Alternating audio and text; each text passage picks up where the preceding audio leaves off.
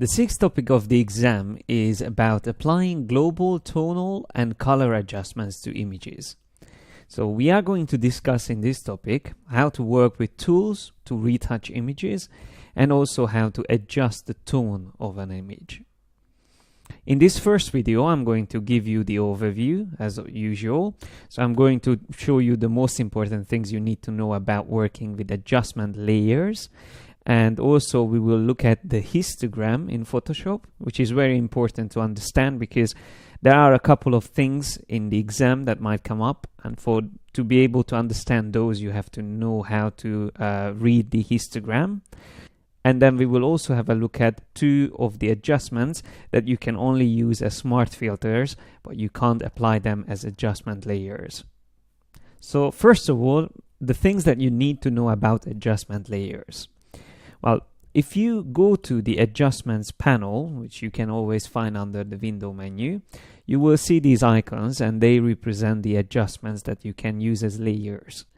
The main difference between an adjustment layer and an adjustment that you use from the image adjustments menu is that an adjustment layer is completely non-destructive. And it can also be used to affect not only the layer that you apply it on, but all the layers below the adjustment layer. So in this case, I have three layers here. And if I choose black and white, that will create an adjustment layer which will affect everything below it, as you can see. Once I move this adjustment layer below, let's say the puppet warp layer, which is here on the right, then it will only affect whatever is still below it, so the two layers on the left. The options for the adjustment layer will always be visible in the properties panel. So here you can always turn it off or turn it back on, the visibility of the adjustment layer. You can also use clipping. So then if you have a clipping mask applied on the adjustment layer, it will only affect the layer directly below it. And that's at the icon that you can use to turn it on or turn it off.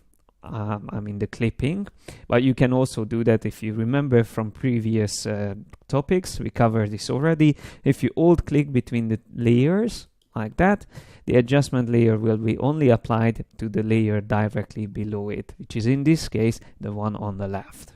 You can also reduce the opacity of an adjustment layer, so that will reduce the effect of the adjustment. So we can have semi-transparency of this adjustment, which means now it's like 50% black and white and 50% color. Another thing you can do is to use the mask, which comes automatically together with the adjustment layer.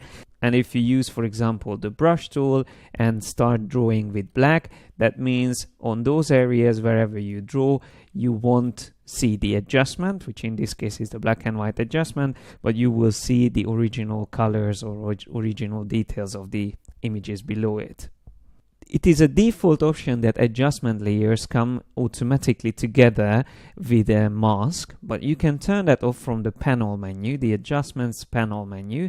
Here at the bottom you can see add mask by default can be turned off, and you can also turn on clip to layer if you always want to use them automatically with a clipping mask. So if you want to always make sure that the adjustment layer will only be applied to the layer directly below it, then you can turn this option on, and then it will be a default setting in Photoshop. It's good to know that whenever you have a white mask, which is basically an empty mask on an adjustment layer, then these type of layers don't significantly increase the file size. There's another interesting way to confine the effect of an adjustment layer by placing it in a group.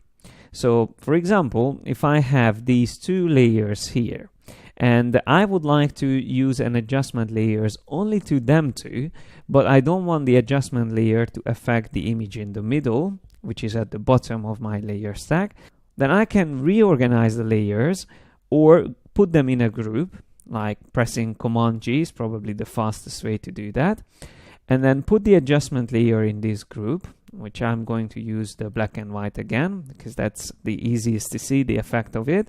So now even though the adjustment layer is in a group, it still affects the image outside of the group, But as soon as I select the group and change the blend mode to normal, it won't be able to affect anything that's outside of the group. So once the blend mode of a group is set to normal from the default pass-through, the adjustment layer won't be able to affect anything outside of the group. Of course, it still has to be on top of the layers in the group if you want to make sure it will affect the layers inside of the group. And there's one more thing which is good to know about, and that's if you have two images open, and I'm just going to open this image here, and you want to copy an adjustment layer, you can go to the window menu, arrange, tile all vertically to see the two documents side by side, and then drag and drop an adjustment from one image to the other. So that's a very fast and easy way to apply the same color and tonal corrections between images or Photoshop documents.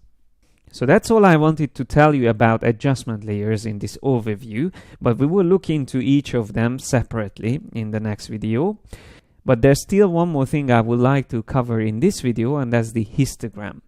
Now, there are a couple of adjustments like levels and curves where you will see the histogram. So if I click on levels, for example, we will see this histogram, which is a representation of all the tonal values in your document.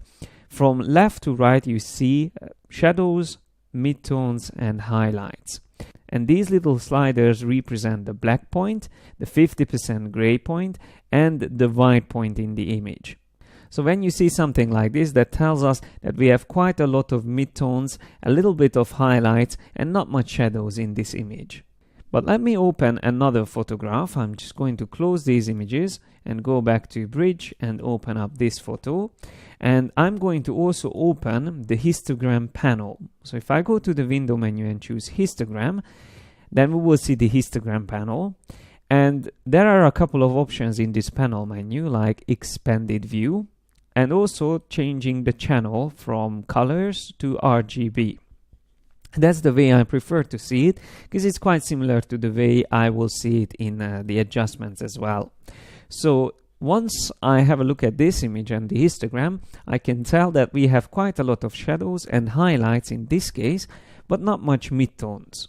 And to be able to understand how the histogram relates to what we see in the image, the best way is to use an adjustment called Shadows Highlights. So I choose it from the adjustment menu because this is something that you can't use as an adjustment layer. It is an exception, and also HDR toning is the other exception.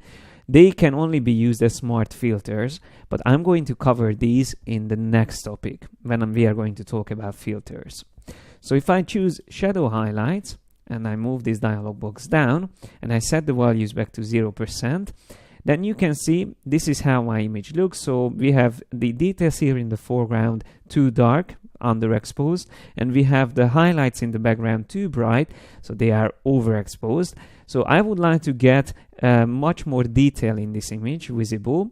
So in that case, I'm going to use the shadows amount. Increasing that, I can control the shadows separately without affecting the highlights. And as you can see, once I move them up, the foreground becomes more brighter, and I can see the shift in the histogram. So this is how it looked before the adjustment, and this is how it looks after the adjustment. So all the shadow details are coming closer to the midtones range. And if I do the same with highlights, I can darken the highlights so I can see more details in the sky, and I can see the change also in my histogram panel. So once again, this was before and after. You can see the changes in the image, and you can also see the changes in the histogram. So once I accept it, we can see how the histogram updates. So to understand some of the adjustments in Photoshop, it's very important to understand the histogram, mainly because the histogram gives us a great visual representation of the whole tonal range and the intensity of specific tones of our images. And now that we covered this, in the next video I'm going to talk about adjustment layers in more detail.